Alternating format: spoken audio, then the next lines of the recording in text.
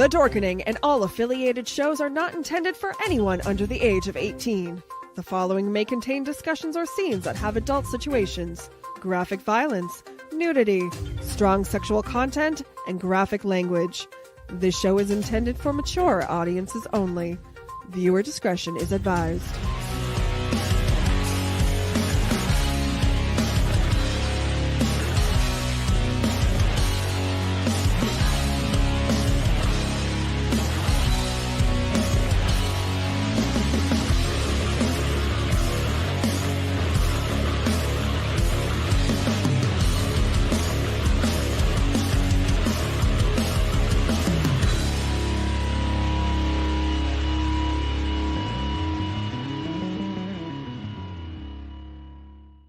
Rise and shine, my sinners. When Father Evil starts his day, he gets a little deadly. Deadly Grounds coffee has the richest, smoothest flavor you'll find anywhere. It's sinfully delicious. Once you go deadly, you never go back. Order yours at getdeadly.com. Coffee's so good, it's scary.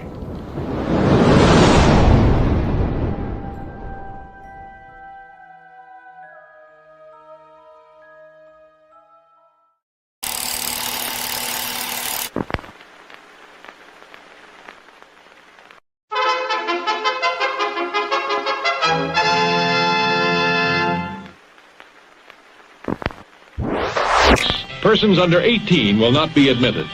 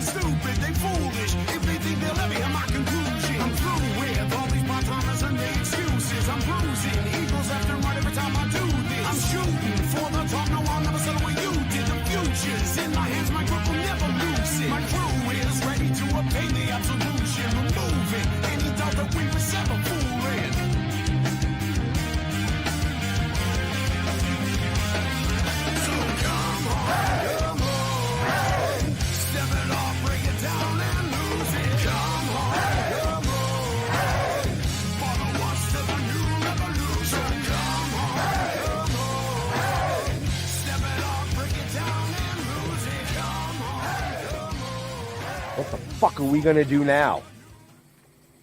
Get high?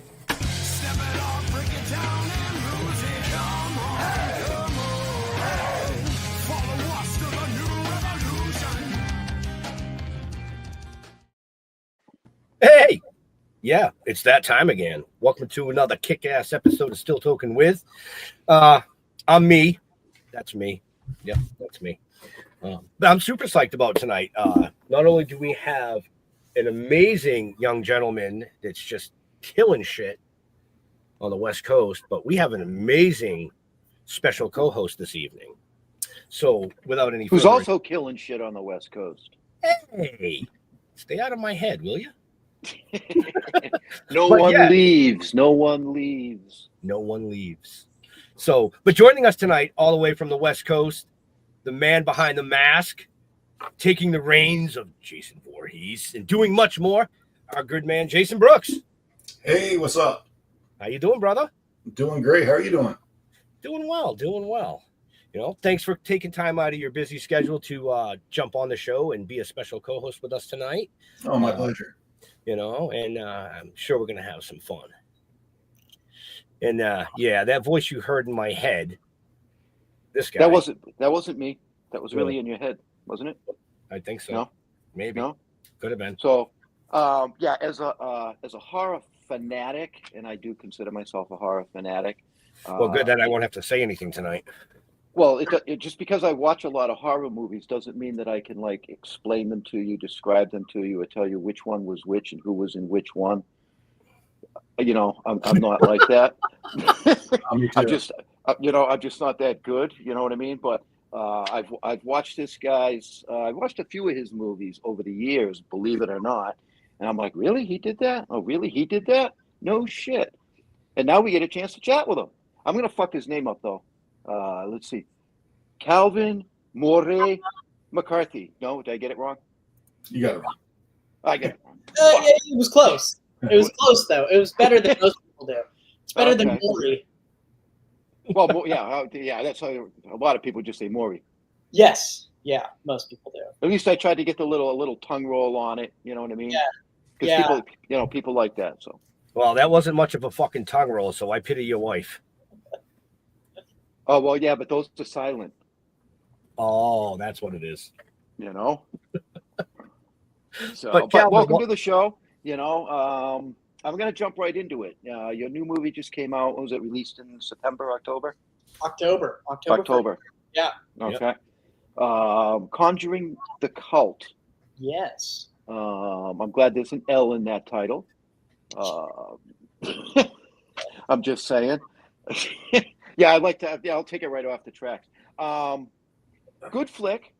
It got a lot of mixed reviews. I'm sure you're well aware of that. Yes. Yeah. You know what I mean? But I enjoyed it, not immensely, but it kept me intrigued because it was so well done. Good. You know what I mean? And I did not expect the end. Good. Yeah. Okay, I just did not expect it. Some of the reviews was like, "Oh, the ending was predictable." It's like, no, not to me. It wasn't. I watch a lot of this shit. Yeah. Everyone's an individual. Some people see that stuff coming, some don't. And I've been making pretty low budget, and I know that low budget is a relative term when it comes to filmmaking, but by most conceivable measures, really low budget films for a while. And yeah, I mean, it's hard to do.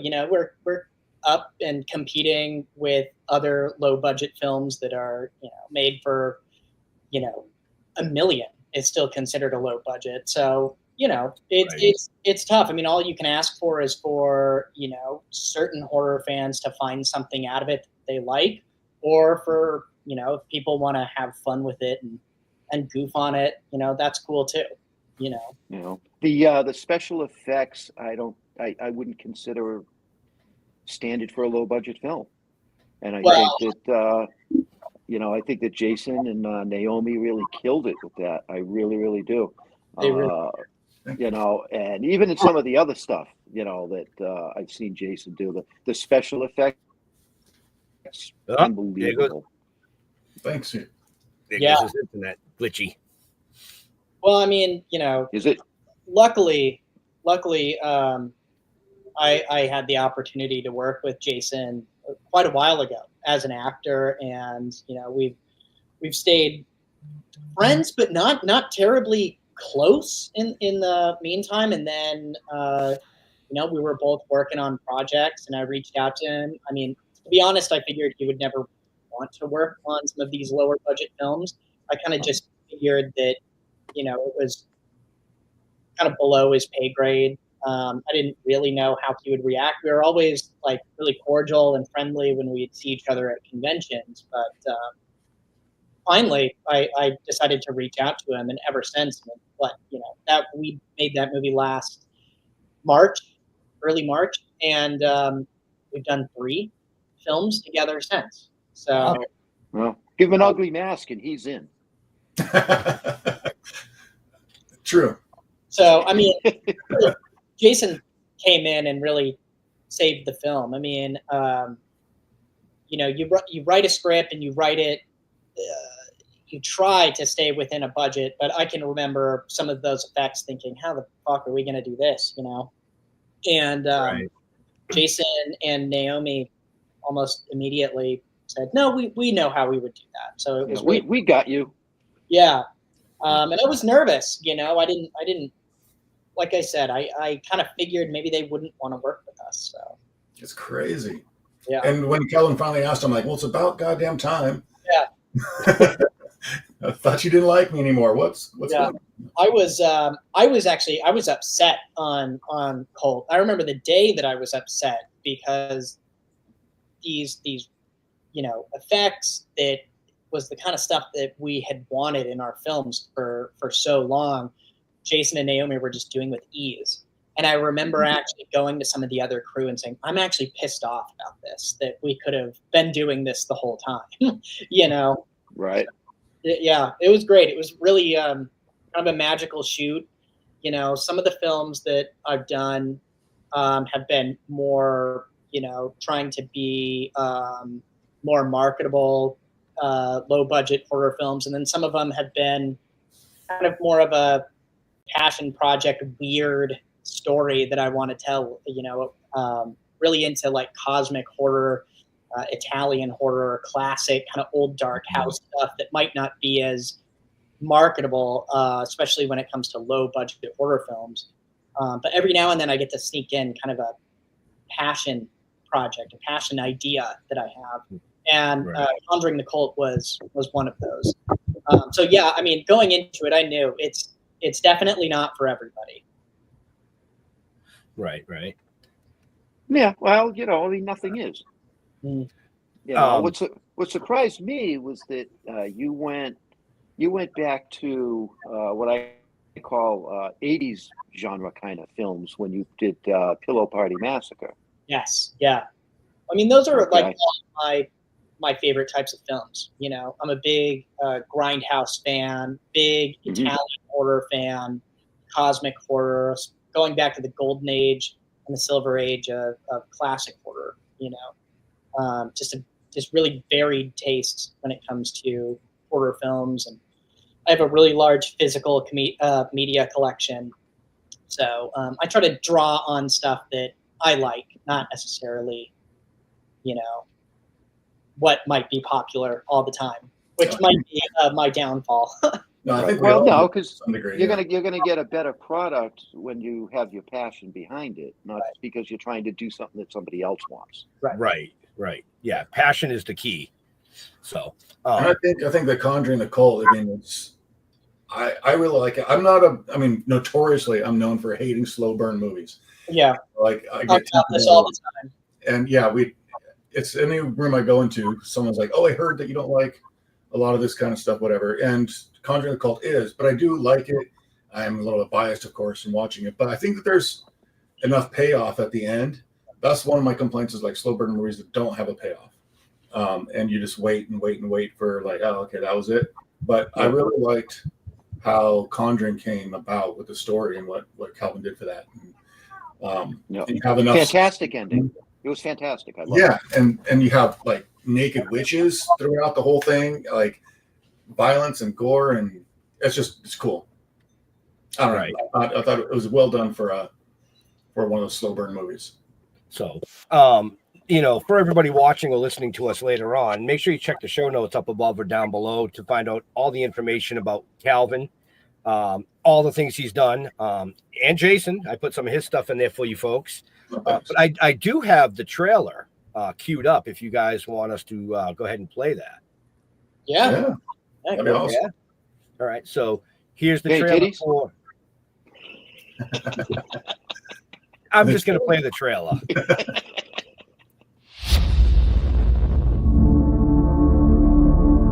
4 months ago, I lost my daughter. Suicide. It's perfectly normal to want to speak to our loved ones again.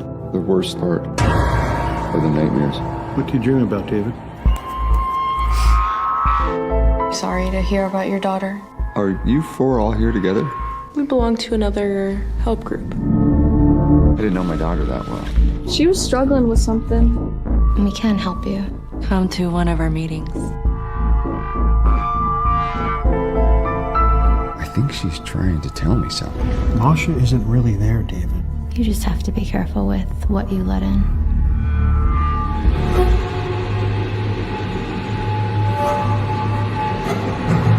David, what's going on? Are you using that thing to contact Masha? Why would you mess with something like that? What do you want? To hope. Bring me back. Bring me back! Was I a good girl, Daddy?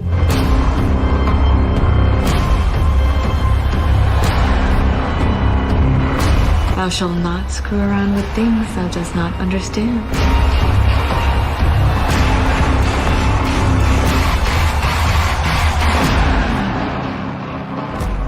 Oh, what's wrong, Daddy? You afraid?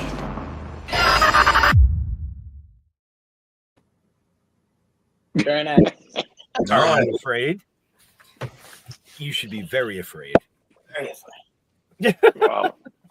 It had a lot of suspense to it as well, and that's that to me that's something that's not easy to do. Right. You know, because you're talking about a guy who's supposed to be depressed. He just lost his daughter. Right. So the way that the story went is just kind of odd in that way. At least to me.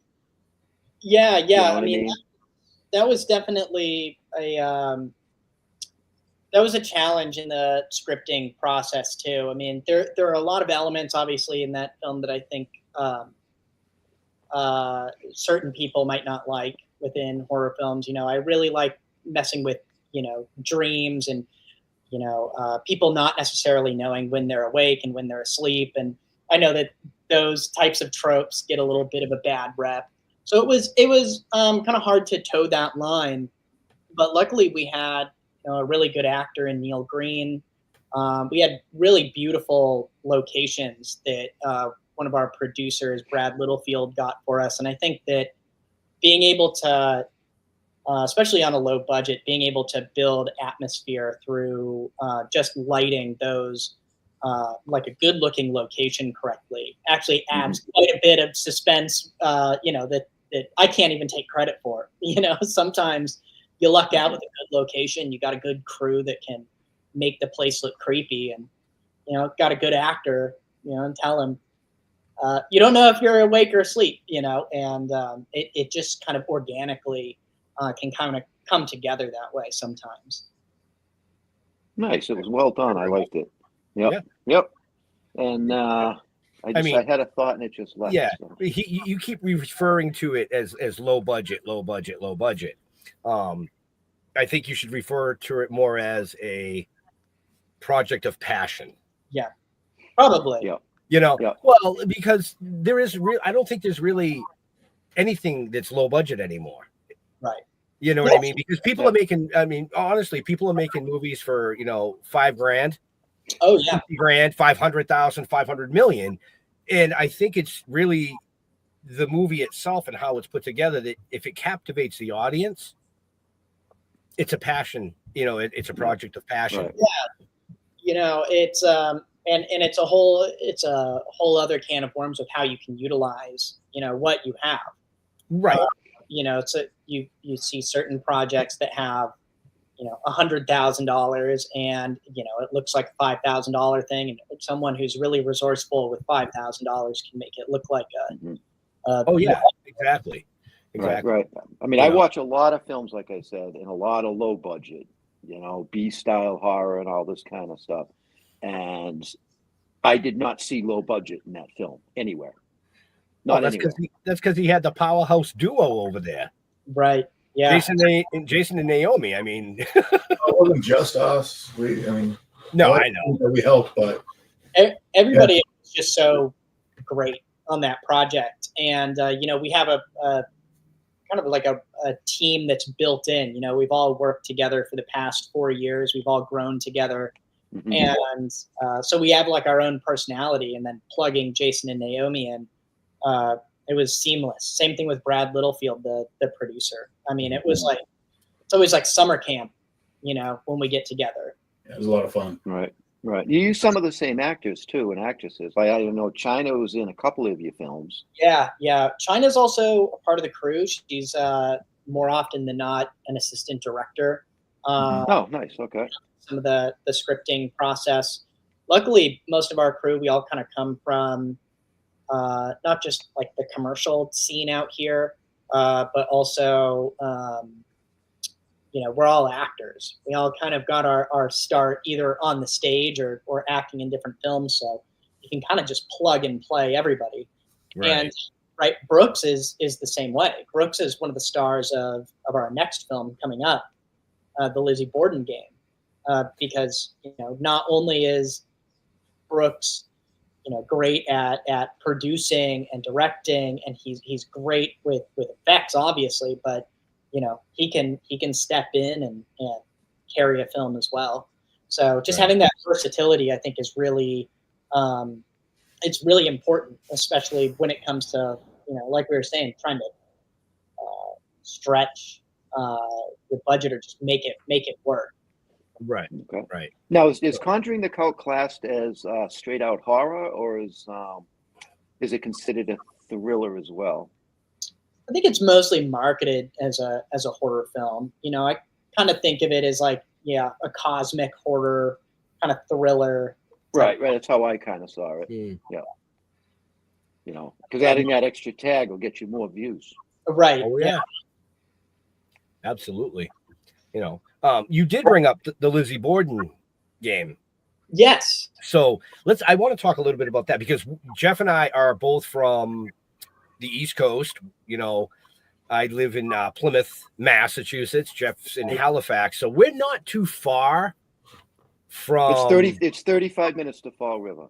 Yeah. Nice. Yeah. It's literally like 30. Yeah. And I spent a lot of my teen years in Fall River. So I know the area. So let's talk a little bit about that project, if you don't mind. Yeah. And what brought that to fruition and the passion maybe behind that. Yeah. The germ of that idea comes from a kind of a very different place. Working with distributors, working with Breaking Glass in particular, after Winnie the Pooh, Blood and Honey came out, there was kind of a big push. No shit. There's kind of a big push to find some popular properties, characters that are in the public domain that you can make a horror movie off of. The first thing we did was we did a couple of Boogeyman movies. It just kind of seemed like a no-brainer when they were talking about that. The Boogeyman, there's a Boogeyman movie coming out. You can kind of do anything with the Boogeyman, So then after we did the Boogeyman, I'm just always writing, just working on different treatments, and Lizzie Borden popped into my head. I'm usually out for a walk thinking of stuff, and started working on the treatment for it, and thought, there's got to be a Lizzie Borden slasher movie where it's like zombie Lizzie Borden killing people. I mean, she comes with her own weapon. She's got her own nursery rhyme. This already has to exist, and wasn't really able to find anything like that. There was one that was a pretty low budget one from like the early 2000s, but nothing.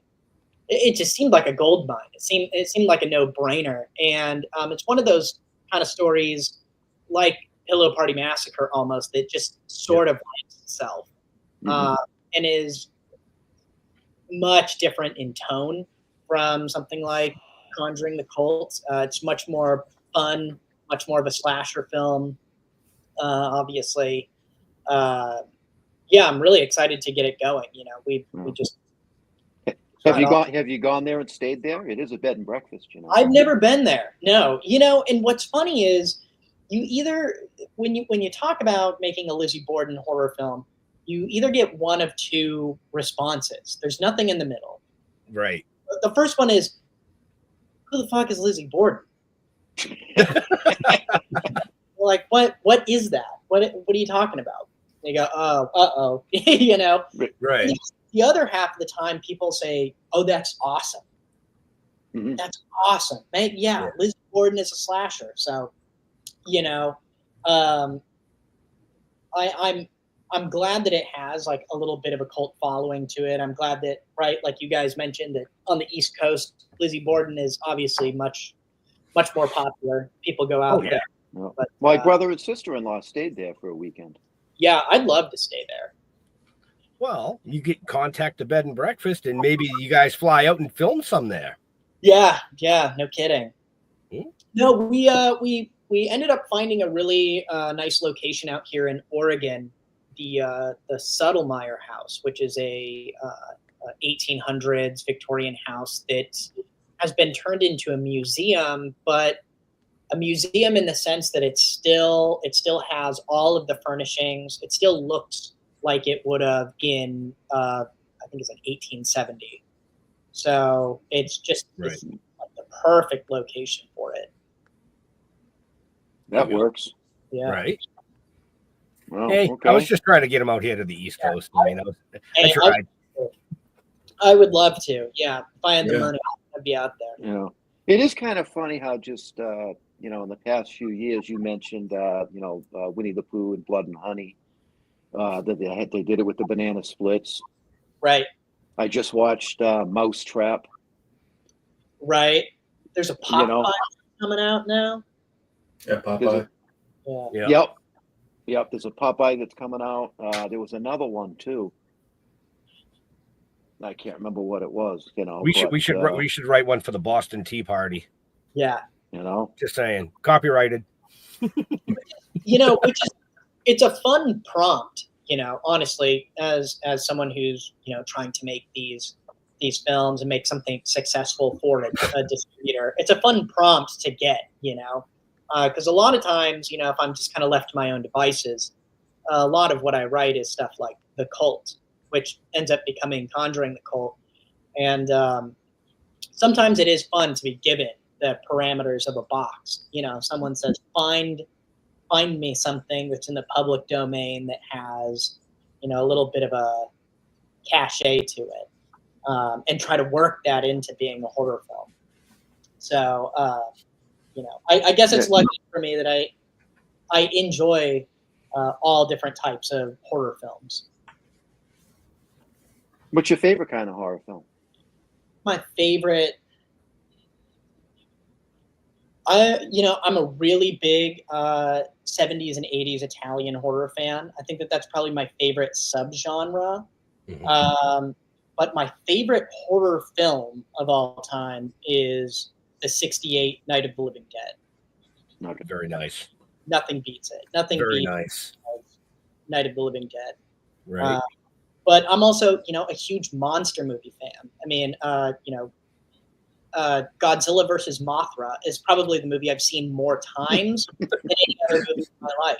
Hundreds of times since I've been a kid. So just really varied, Making a list is tough. I did that for a YouTube channel, making my 31 favorite horror films, and it's like all over the place. You got Todd Browning's Freaks next to, stuff like Day of the Dead from George Romero. So.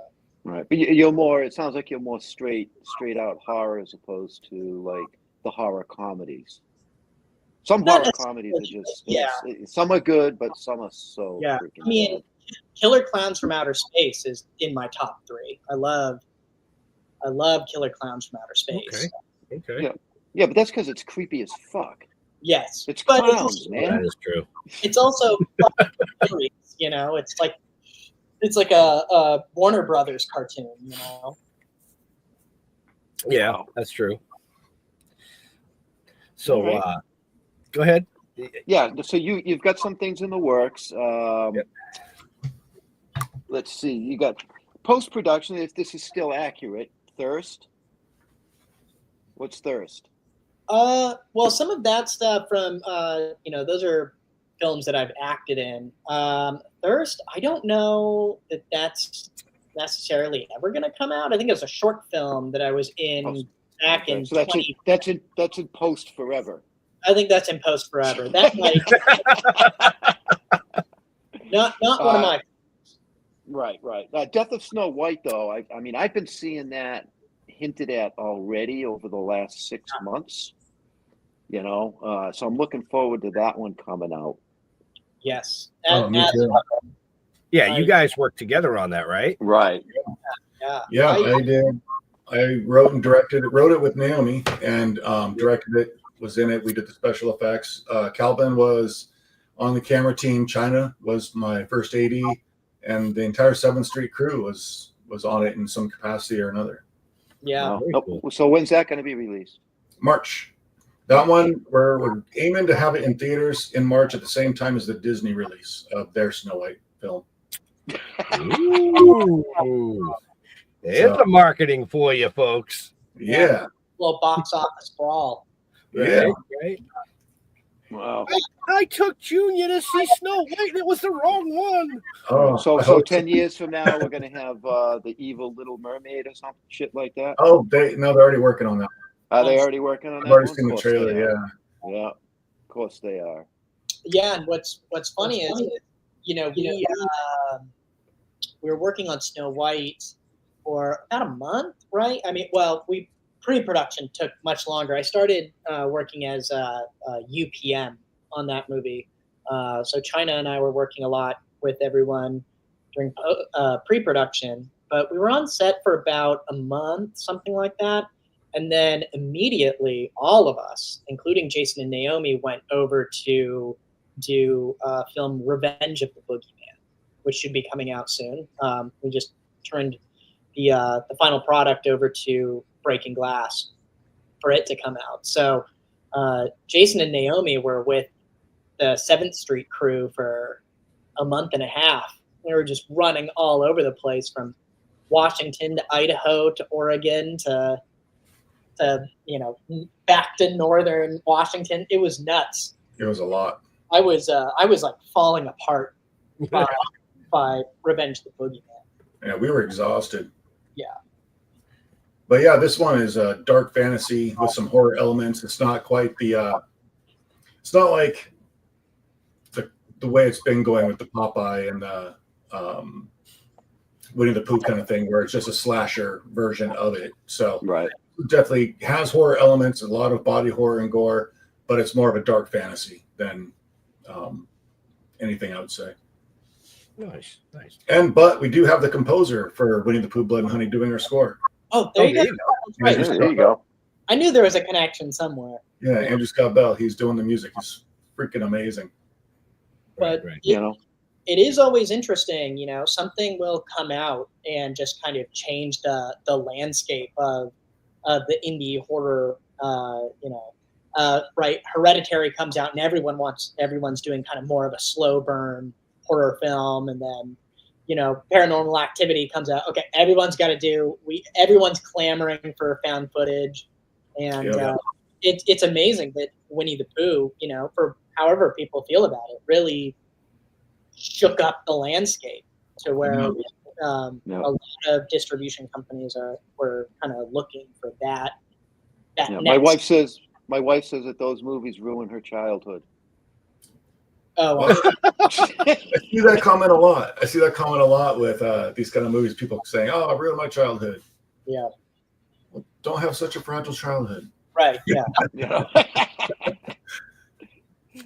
Don't put that much stock into characters. Yeah. Yeah. Right. Exactly. Nice. Yeah. So, Calvin, there's a lot of horror movies out there where the evil is an animal. Yeah. Some sort of animal. Okay. If you were going to do a horror movie using an animal, what animal would you use? Bear or a dog, definitely. Killer bear, killer dog. Mainly because I'm genuinely afraid of bears. And I used to do a lot of hiking. I think that they're godless heathens, really. Bears I just find terrifying. And then explains a lot about the next script I saw there. What's that? I said explains a lot about the Lizzie Borden script. Some stuff in there's jokes about bears in there. Yeah. They legitimately freaked me out. I remember hiking on St. Helens one time with a bunch of people, and they found bear droppings, which meant there was some around. It's like, oh, that's it. I'm getting eaten. I legitimately have a fear of bears.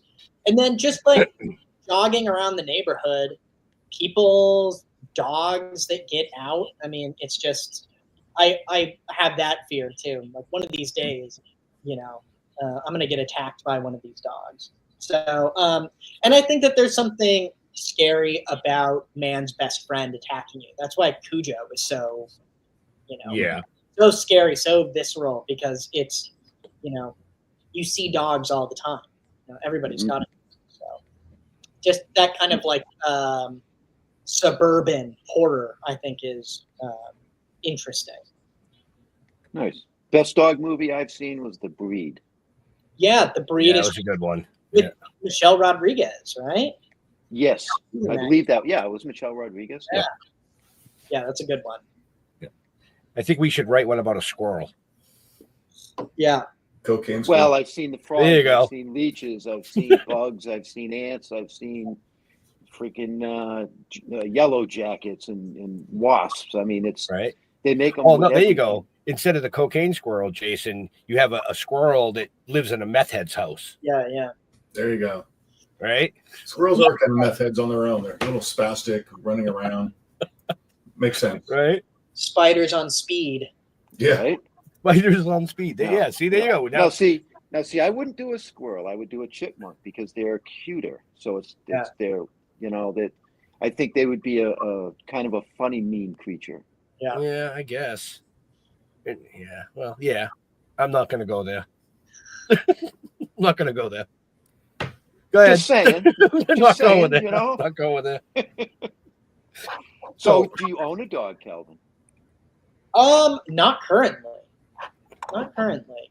I obviously have. I've had dogs. Yeah, Night of the Lepus is a good one too. Yep. Yeah. Rats are a good one. So, there's a lot of good, when animals attacks movies. Right. Yeah.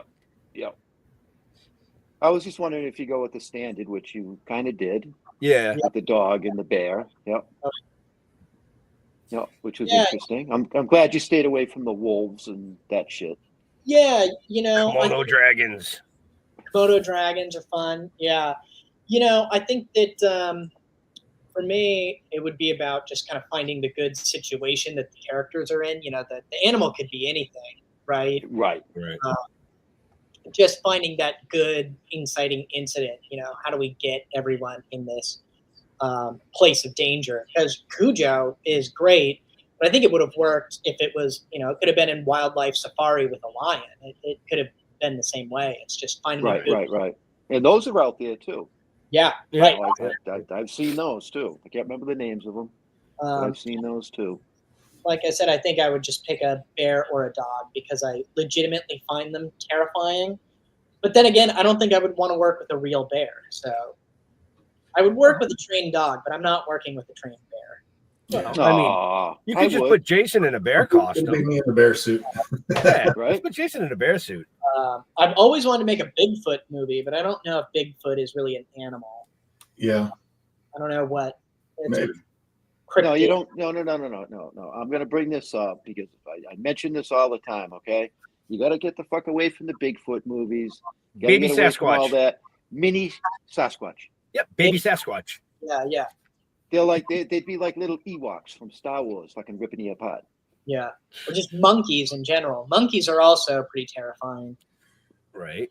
Yeah, Ben knows. Oh, monkeys. Well,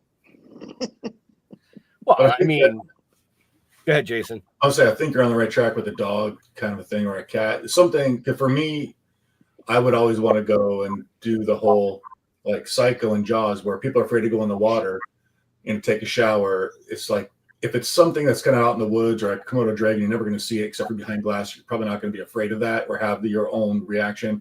But if it's like man's best friend, right? You see it and do a good job on the film. People might look at dogs like a little bit differently or cats or something. So I'd probably go in that same route of, what would people have a visceral reaction to that they have access to?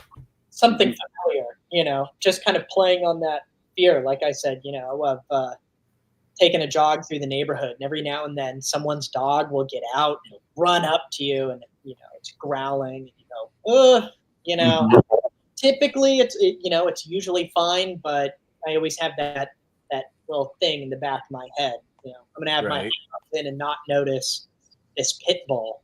You know, Right? True. True. But see, I'm not afraid of any dogs except the little fuckers, the little chihuahuas and the little ankle biters. That's what Jason Those are the nasty ones. No, I got a Chihuahua, and he's awesome. He's very chill. Dachshunds, Big guy, little dog. Yep. Yeah. Big guy, little dog. Yeah, I got to be the big dog around here, right? Right. Well, yeah. So I mean, you had mentioned that you have some bigger projects maybe in the works. Is that something that you want to touch on as well? Yeah, I mean, you know, we have a couple of projects that, you know, we're working on. Actually, you know, Jason and I have been, you know, trying to collab more on developing some of these bigger projects. And there's a couple of producers that I've been working with on a couple of projects. One of which is an American remake to a Japanese horror film. They had actually purchased the rights to a horror film from Japan called Late Bloomer. And we've been working on the script and the pitch deck now for months.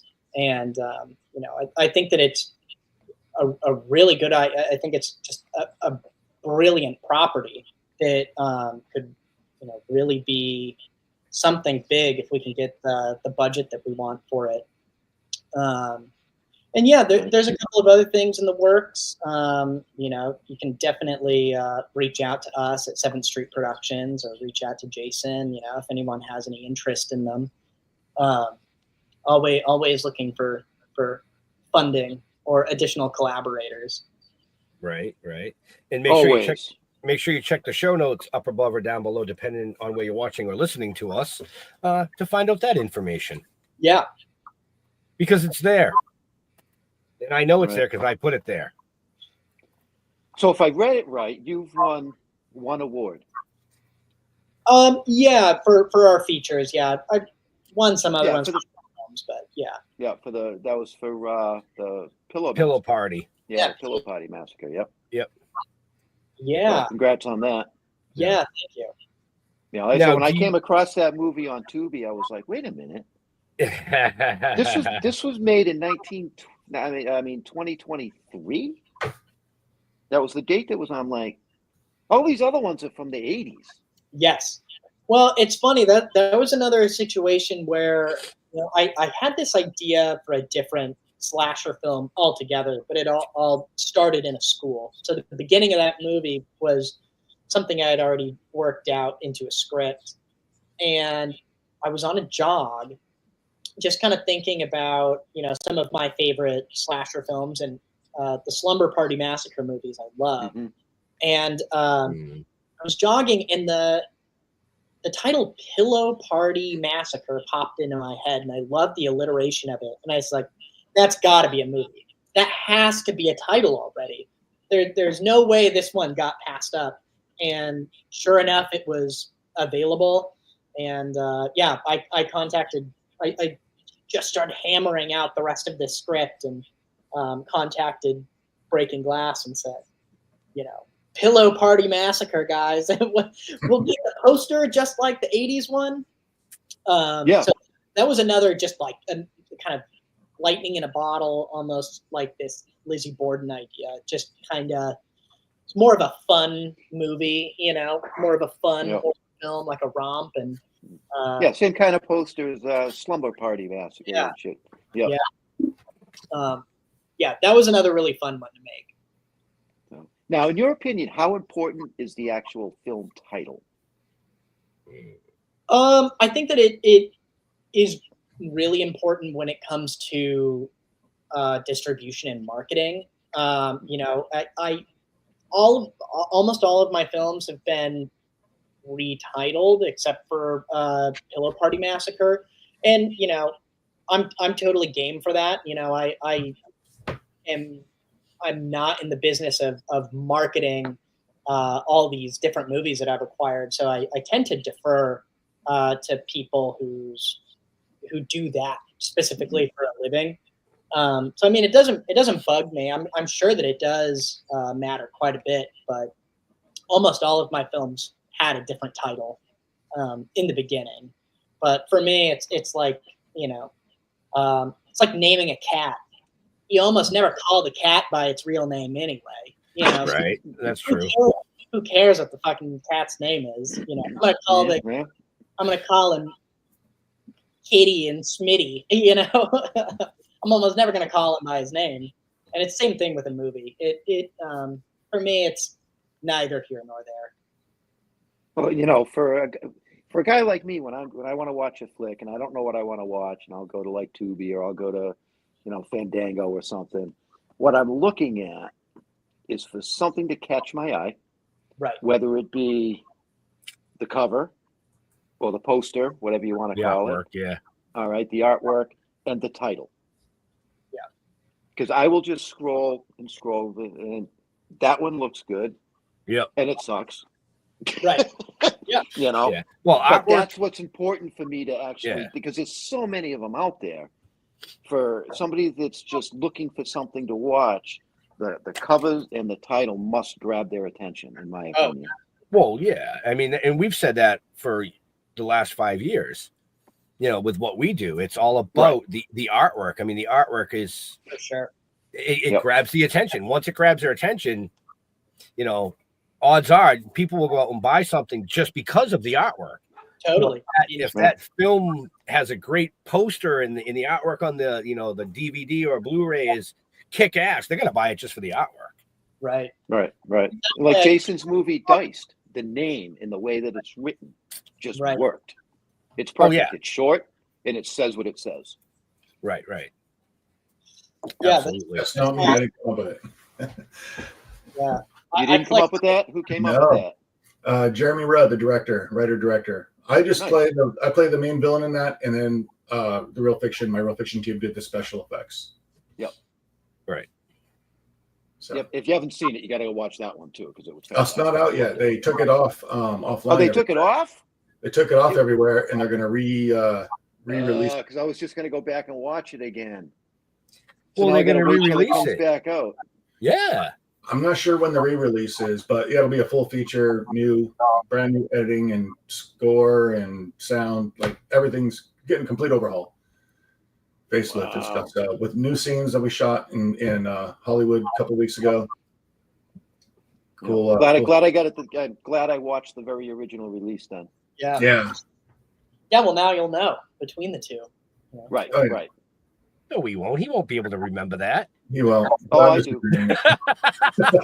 I won't remember it, But no, I'm excited to see what Epic does with this one. Yeah. So back to Conjuring the Cult. Some of what I saw in there, I saw The Ring. Yes. Mm-hmm. Yeah. Okay, I saw that in there. I saw some of, is it Insidious? I think it's Insidious, those movies there, just the way that it was done. You know what I mean?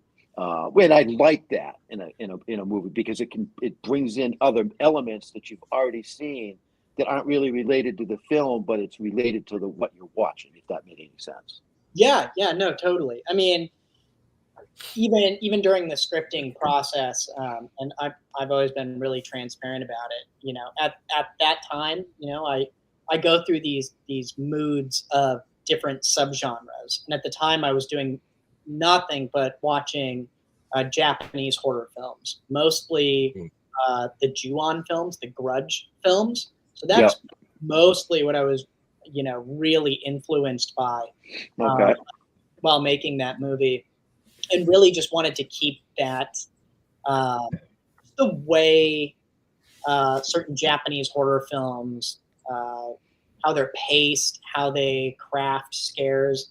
A lot of times in Japanese horror films, it's not right out in the open. Usually you watch a scene that's sort of mundane and normal, and it isn't until the end of the scene that you realize that there was something sinister happening. So I really wanted to try and work those elements into the movie. Definitely, really influenced by Ju-on Origins. So if you have Netflix, check out Ju-On Origins. It's great. Okay, that makes sense. And yeah, you're right. It was The Grudge that I was thinking of. Yeah. And, for me at least, I don't know if it's the same way for everyone, but I really kind of consider filmmaking like it's kind of parasitic. You're so influenced by stuff that you like, so I find myself kind of constantly being influenced by other films, kind of. Right. Whether you want to or not. Yeah. Little Right. that I like that, you kind of steal from, Fulci or Takashi Shimizu, whoever it is, whoever I'm into at the time, I kind of can't help but be influenced by the type of horror that I'm into at that moment. So a little bit. I watched one of, yeah, go ahead, Jason. What? No? What?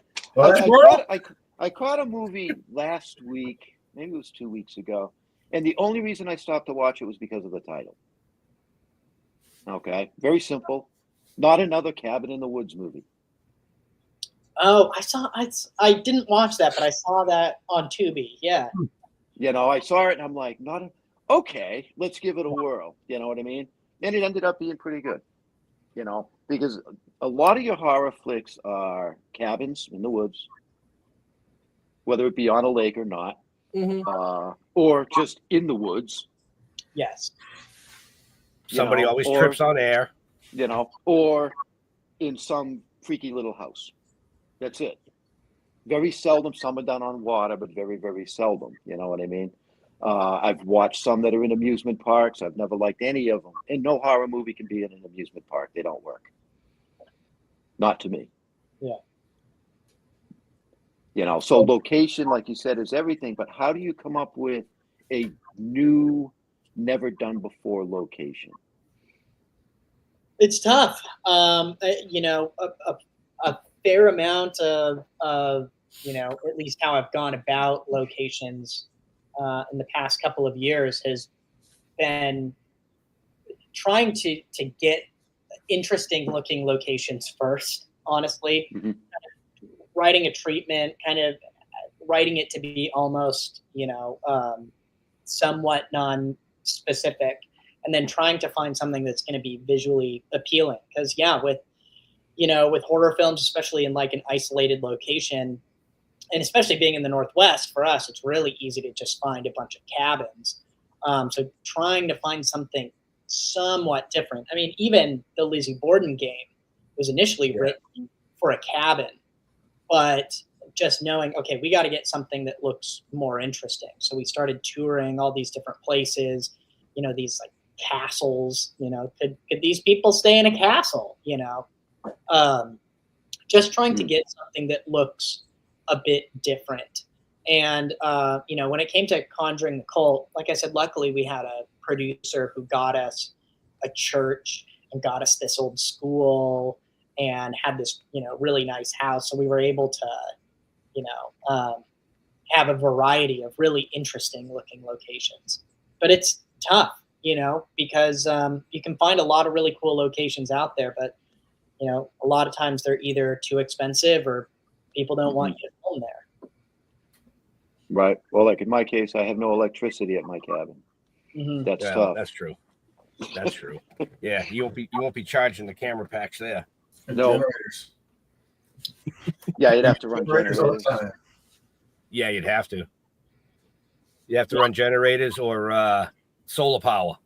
Yeah, we have generators we use all the time because you go out in the woods somewhere deep, even on the set property where with Snow White, there's locations within the property itself that we had to run 3-4 generators to power the lights and cameras and stuff. Right. But right. Okay. Well, yeah, because I was always wondering why so many horror movies are in the same type of location or setting. I think it's an easy thing, right? You have them away from cell phone service. They're isolated.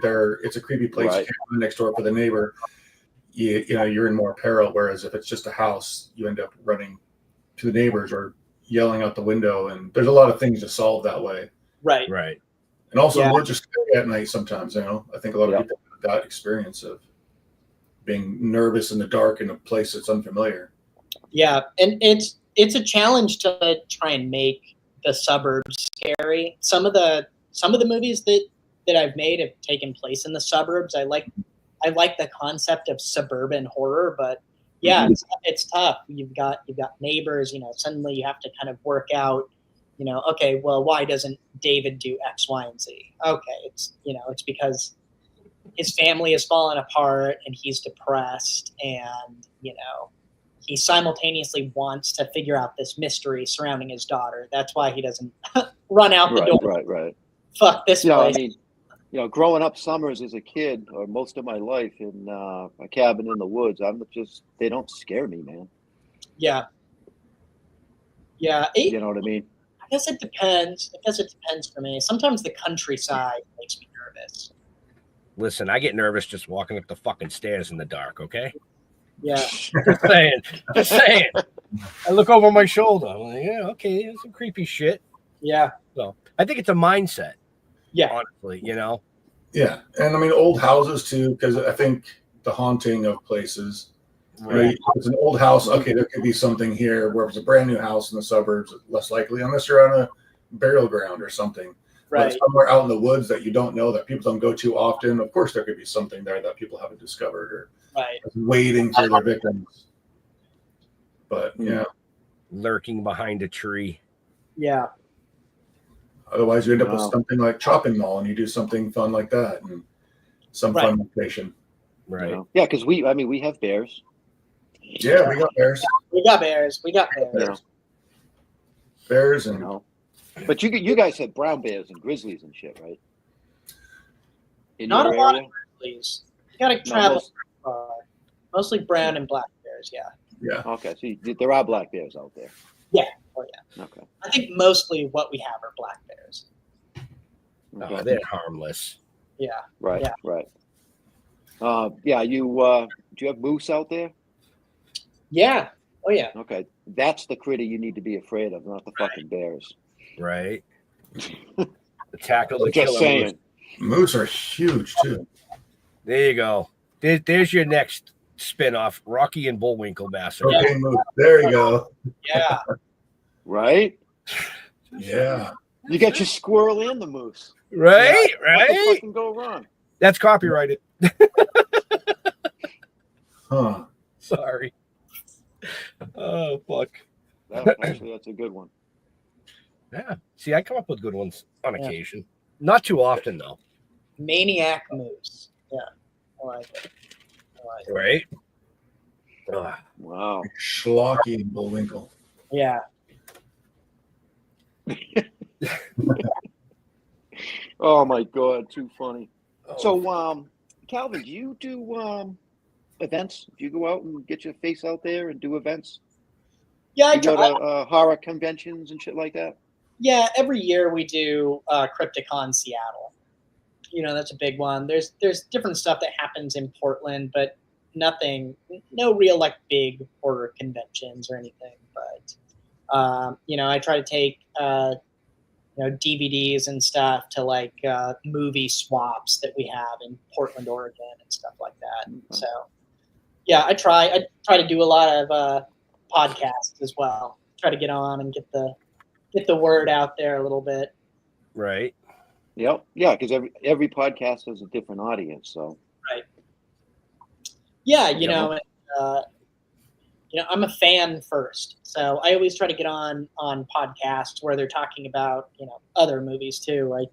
I'm not always just trying to get out there and say, oh, come with me, come watch my movies. You should be. I enjoy the genre in general.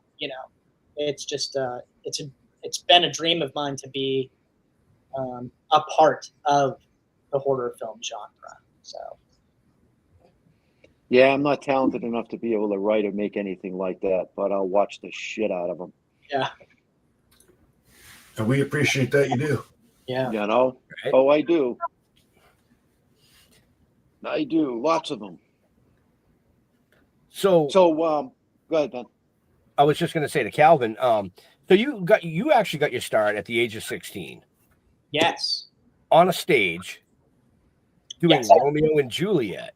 Yeah. I was a stage actor for quite a while. Did some Shakespeare, did some musicals, still did theater for a while in Portland. You know, before COVID, we had a pretty good theater scene. And yeah, transitioned into film while I was still in high school. Got a couple of lead roles in some different films, and I still love acting. I mean, I do as many gigs that I can that come across my table, but yeah, at a certain point, I just kind of wanted to tell my own stories. There also wasn't enough horror stuff happening in Portland, and the stuff that did happen just never came out. So that surprises me. I mean, Portland, Oregon, you'd think it would just be horror, everything. It's just kind of a scary fucking place anyways, isn't it? Yeah, right? Yeah, we got everything. Yeah, I mean, there's some stuff. There's like some short films, but a lot of stuff just hasn't really come out. So, I'd done some, but yeah, I started making like, little films, just trying to figure out, how to make a movie when I went behind the camera. And then really it was around Vengeance, just kind of seeing that this was, they all just got together. We all just lived together and made this movie. And I just spent a lot of time really paying attention to how Jason and Cody and Dustin, how these guys were doing it and what you can get away with, right?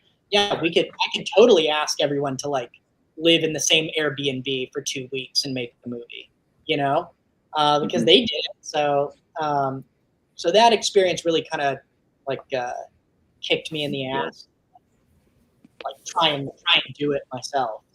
Right. Okay. Sweet. I knew from a very young age that I was not going to be a filmmaker, an actor, or anything like that. When I went in my school play and for Peter Pan, and I couldn't even have been one of the Lost Boys. They made me a fucking tree. Yeah. But we did do some filming, and how many people can actually say they threw their lawyer in the Hudson River? Well, that's true. Just saying. Literally. Nice. Literally. Back to the sharks. Yeah. There's no sharks in the Hudson. In the river? Oh, how do you know? How the fuck? I don't know. There's fucking bodies in that river. Well, yeah, but they're cemented down, so they're fine. True that. Mm-hmm. There you go. You know? need an underwater horror slasher. Yeah. Sharks in the Hudson. Yeah. Cement shoes. Yeah, doing a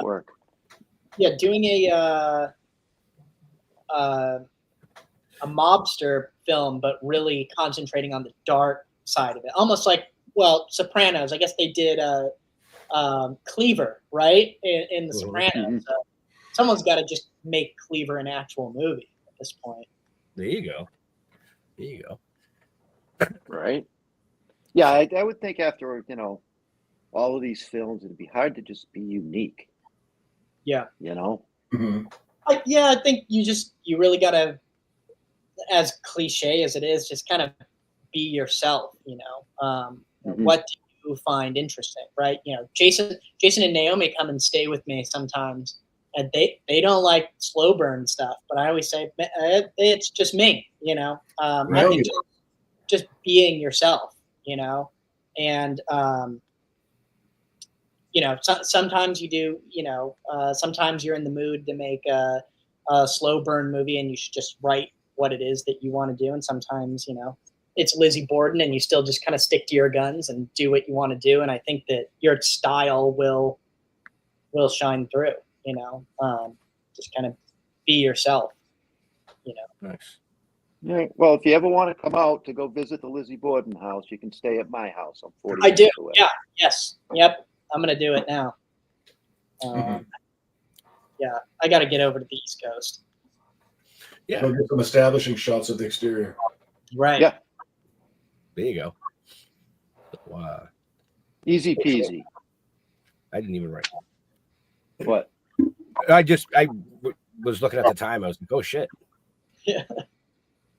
Well, you get chit chatting.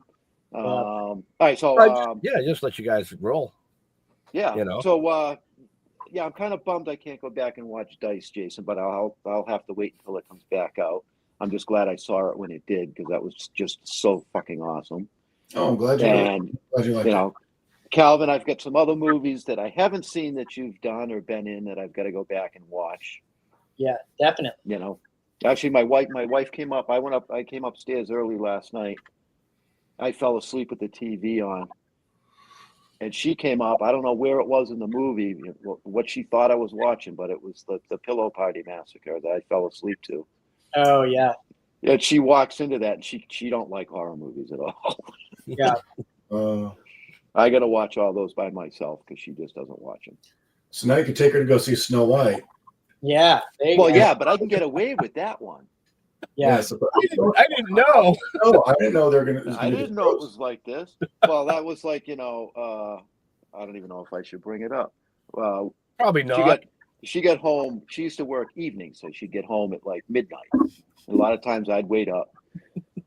So she's all wound up from work, and I'm clicking through looking for a movie to watch. Oh, Cinderella. Play. No. XXX Cinderella. I think we watched it anyway. I'm not sure. So on that note, make sure you check the show notes up above or down below, depending on where you're watching or listening to us. Real quick, I got to give a shout out to my granddaughter because she's in the chat. Hi, Lila. Last questions, Jeffrey. Yeah, for both of you. Jason's been asked this question before, but I want to see if he repeats his answer. Not that I remember what it was anyway. Why? Jason ain't the fucking guest. No, I know that, but it's for both of you. So Calvin, you first. What do you eat on your pizza? Everything. I'm not picky. I'm not a picky eater. I'm not the biggest fan of Canadian bacon pineapple, but I'll eat it. How I grew up, food is food, eat whatever they put in front of you. But if I had to just me, just like if I had to pick, just good old pepperoni and sausage pizza. No, I kind of expected him to say something Japanese. I mean, no Japanese pizza. No, not that I know of. Sushi pizza? Squid, gross. Sushi. Yeah. No, he loves Japanese horror. I just kind of figured he was, Yeah. Continue, Jeffrey. Square pizza. They make square pizza. Maybe. Don't they? Oh, I don't know. I don't know. I've never been to Japan. I've never been to a Japanese pizza house. Yeah. I don't know. There's no such thing as a Japanese pizza house, is there? I was going to say, do they exist? Somewhere there has to be one. Japanese KFC is a big thing. KFC is huge in Japan. Their tradition in Japan is to eat KFC on Christmas. Okay. Yep. It's big. Oh, okay. Is the C for chicken? I have no idea. Kentucky Fried Christmas. Yeah, I don't know why. I don't know why that became a oh my God, tradition. I can't. That's pretty weird. Mm-hmm. Okay. So what about you, Jason? I'm still a pepperoni mushroom guy if I'm just getting myself. And if I have a good white sauce choice, I'll take that. Yeah. There you go. Okay. Yeah. But again, I'll eat most of anything else. Yeah. Nice. Okay. All right. And one more question for Calvin. If there's any place in the world that you would love to visit, where would it be? Oh, that's tough. Okay, if I'm gonna go on like just me right now, I've got endless amount of money to go anywhere in the world. I'm going to Thailand. I'm going to Thailand, baby. Okay. All right. I like that answer. Yeah. That's a good answer, actually. That was a strange question because I haven't heard you ask that one yet, but that was a good answer. Hey, you never know what I'm going to say. Oh, because we already know he's a cat person because he's afraid of dogs. That's right. That's right. See? Yeah. Which is why I did not ask that question. I'm not afraid of dogs. I love dogs. I just, So, Jason. Yeah. Normally we have the special co-host ask a last question, but you guys have worked together, so you pretty much know everything about Calvin. So I'm going to give you the floor for a couple minutes. You want to plug any upcoming endeavors that you might have in the works for people? Sure. Yeah, I mean, keep an eye out for Dice getting a re-release here real soon, I believe. And then, of course, The Death of Snow White's the big one. Should be released in March.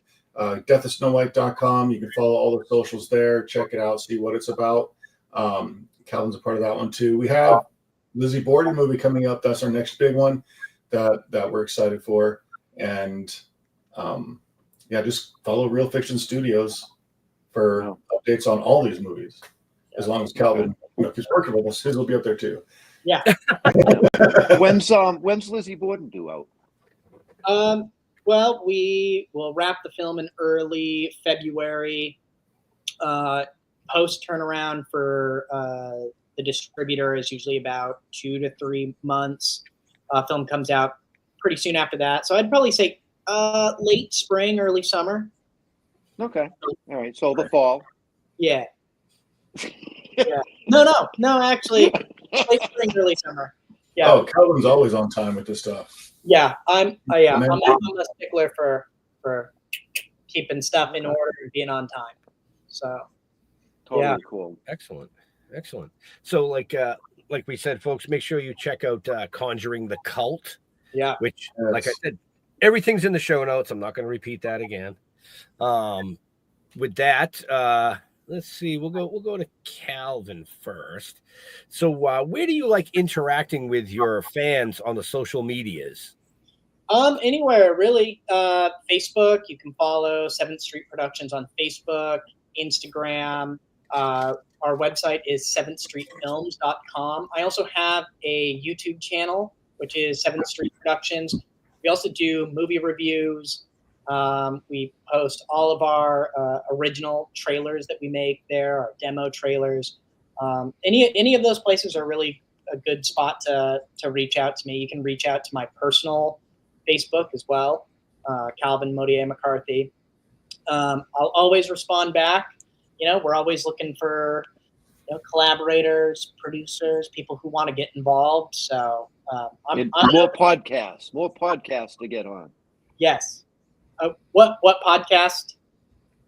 Any podcast. Any podcast. You want to get on more podcasts? Oh man, I've done a lot recently. I want to get. I want to come back on this podcast, obviously, but I'd like to go back to 22 Shots of Moods and Horror too. I wonder if they listen to this. Nice. I like that a lot. I enjoy that. Excellent. So, Jason. Hey, that's me. Same question for you. Where do you like interacting with your fans on the socials? Yeah, it's same as Calvin. It's Real Fiction Studios, and on Instagram, Facebook, all the places, and also you can find my personal ones up there as well. But Real Fiction Studios, we have all the places there, all the socials. Right. It's all in the show notes, folks. Yeah. Perfect. We kind of stumped him. He's still editing. He's trying to edit and do the show at the same time. He's like trying to multitask. Oh, shit, I shouldn't have cut that.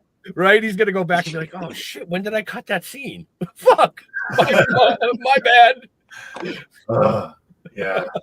Oh man, editing is not my favorite part, but it's got to get it done. So, it is mine. It is mine. I enjoy editing quite a bit. Right. One last thing for you, Jason. Do you have any events coming up that you're going to be appearing at? I don't know, honestly. I Follow think him on the socials. Summer in Texas. There's in the Texas in the summer I'll be in Texas for one, and then possibly out in May. But yeah, nothing's solid right now. I've been too busy with the movie. With the movie and editing and filming and acting and yeah, and we also have like 3 or 4 other features we're working on next year that haven't mentioned yet with other directors and writers that we're doing special effects for. So yeah, excellent. So just follow them on the social, folks, and that's the way that is. Yeah. Well, thank you guys, Jason. It was nice to see you again, and Calvin, it was great to meet you. Good job on everything that I've seen that you've done. Thank you. Hopefully the rest of it will keep par with that, but we'll see. I'm a hard judge. I won't let you down, Jeff. No. You haven't yet. Neither is Jason. I'm going to say that. It just keeps getting better and better, and I'm looking forward to all of the stuff coming out. Was it the? I don't know. Go to stilltoken.com. Go to Token with the Dead on Facebook. You'll find all our shit there. Our animation is out. That is on Red Coral Universe. The link is pinned right to the top of the page. I don't know anything else about what we need to do. I'm trying to start an Instagram. Oh, Jesus. I am. Well, I had one from like 8 years ago that I never used because I never knew what the fuck I was doing. And lo and behold, I still don't know what the fuck I'm doing. Imagine that. That's progress. But I am. But I am trying to get an Instagram going. The page is actually, is it a page or is it a handle? What do you call it? I don't fucking know. The Instagram it's a page. Yeah, it's a page. Is it a page? Yeah. Okay. All right. Well, because the page is called Still Token With. Well, yeah, that's our page. No. Yeah. No, can't be. Okay. Your page is Token with the Dead. On Instagram? Yep. No, it's not. Because if it was Still Token With, I wouldn't have been able to get it. Okay. Isn't that how it works? Nope. But look it up. You tell me, because I have no fucking idea. So if anybody can help me figure out Instagram, reach out, because I'm confused as fuck. Yeah. Are you done? Are you done? Yeah. You sure? Sure. Sure about that. So first, I want to thank Calvin for coming out and hanging with us tonight, talking about Conjuring the Cult and all the amazing other shit that he's been part of. Huge shout out to our man Jason Brooks and for coming out and being a special co-host this evening, and just sitting on the screen and looking pretty like I was. But to all our veterans and first responders, we want to thank you for doing what you do, so people like us can come up here and do what we do. Stay safe. We'll see you next week. We are out of here. Peace. So